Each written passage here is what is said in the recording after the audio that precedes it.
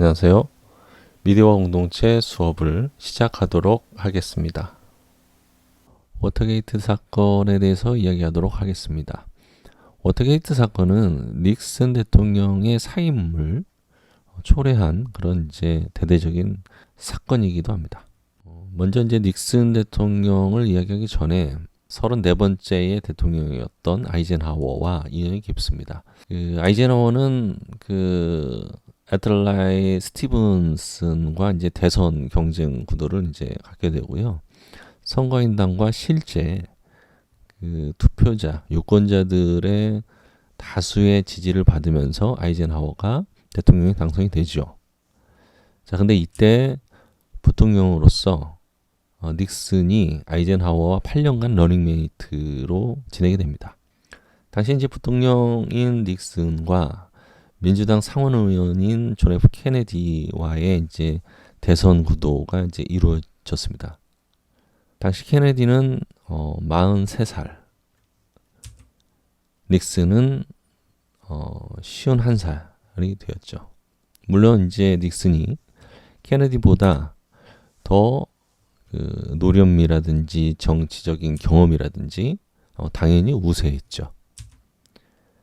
그래서 많은 사람들은 닉슨이 압승할 것이라고 생각하게 됩니다.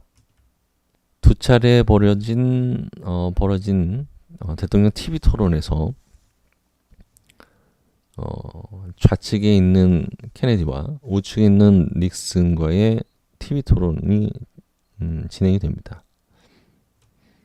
자, 이때 내용적인 면에서는 닉슨이 굉장히 이제 훌륭하게 이야기를 했고요. 답변도 여기 못지않게 케네디도 이야기를 합니다. 그러나 방송이기 때문에 긴장하거나 또는 초조해하는 것들이 아주 민감하게 보여지게 되는 거죠. 그래서 TV 토론을 보고 있는 시청자들은 긴장한 모습들, 토론 때 이야기하는 것들을 적나라하게 볼 수가 있는 상황이 되었습니다.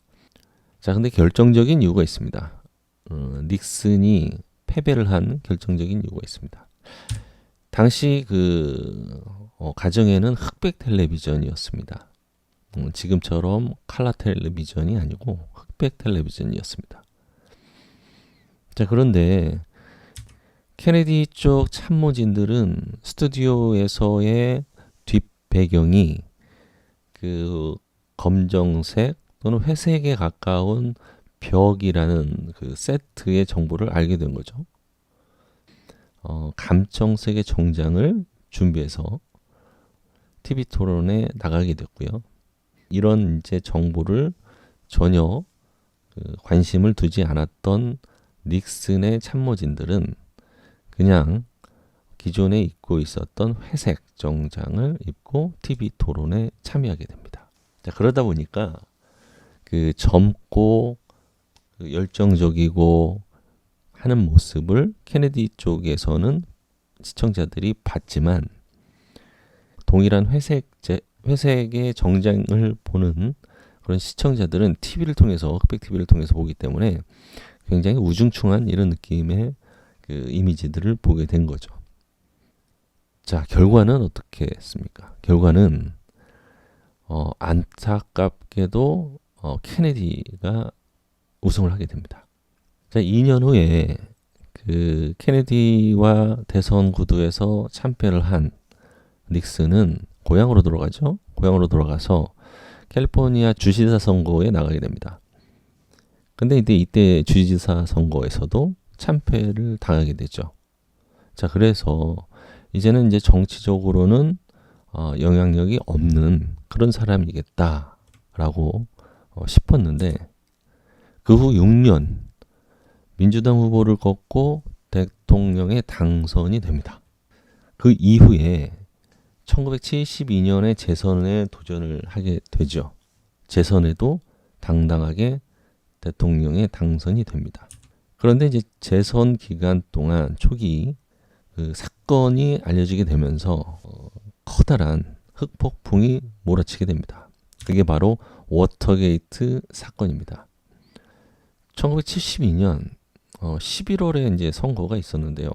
그 전 한 6월쯤 여름쯤에 워터게이트 호텔에서 그 민주당인 후보 사무실에서 여기 호텔이 있었는데 그 괴한들 5명이 침입을 하게 되죠. 민주당 그 사무소에. 그래서 이 괴한들이 호텔 내부에 있는 사무소에 도청기를 설치를 해서 뭔가 정보를 얻으려고 하다가 발각이 됩니다.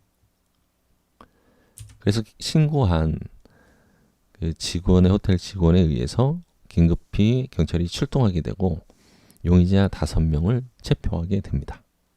이 5명은 강도미수, 불법 도청으로 기소가 됩니다. 이 사건을 두고 그 경찰과 검찰이 계속 조사 중에 있다 보니까 공화당 후보의 그 직접적인 배후가 있었다라는 이런 이제 증거들이 하나둘 발견하게 됩니다. 그럼에도 불구하고 월등한 표차로 닉슨이 재선을 하게 됩니다. 대통령으로 된 거죠. 자, 근데 앞에서 계속 그 당선이 됐다고 하더라도 검찰과 FBI가 이 배우를 계속 추적해서 조사를 하게 되고 언론에서는 이거를 아주 집요하게 보도를 하게 되죠. 자, 당시에 워싱턴 포스트 기자인 칼 번스타인, 밥 우드워드, 벤 브래들리 편집자까지 해서 이 배우가 누군지 집요하게 계속 보도를 하게 됩니다. 자, 그러다 보니까 검찰이 기소된 이 당시에 존 딘, 에질 크로그 그리고 제임스 맥커드 이 도청 사건에 대해서 그 위증도 하고 하지 않았다 이거죠. 절대. 그러다가 이제 증거가 내부 고발자가 생기게 됩니다. 윌리엄 마크 펠트가 자진해서 내부 고발을 하게 되죠. 증거를 가지고. 근데 이제 그 콕스라는 특별 검사가 이 배우의 사건을 담당한 검사였는데 이 검사가 닉슨에게 증거 제출을 이제 하라는 거죠. 근데 이제 이거를 거부했어요, 닉슨은. 그러다 보니까 많은 대중들이 이렇게 거짓 또는 불투명한 이러한 그 정부를 믿을 수 없다. 그리고 신임을 굉장히 안 하게 됩니다. 자, 대통령으로 당선은 됐지만 많은 대중들이 민주적인 훼손이나 민주적인 절차 또 민주적인 방법으로 당당히 대통령이 되지 않았기 때문에 닉슨에 대해서 불신을 하게 되죠. 그러다 보니까 당시 그 키신저라는 그 국무장관이 이야기를 하죠. 억울해도 검사 증거 제출 요구에 거절한 점, 대통령이 거절한 점, 이것 자체가 민주주의를 훼손한 것이다 라고 이야기하죠. 그래서 결국 닉슨은 키신저의 설득에 사임을 하게 됩니다. 자, 이러한 사건을 워터게이트 사건이라고 이야기하고 있습니다. 여기까지 이번 챕터를 마치도록 하겠습니다.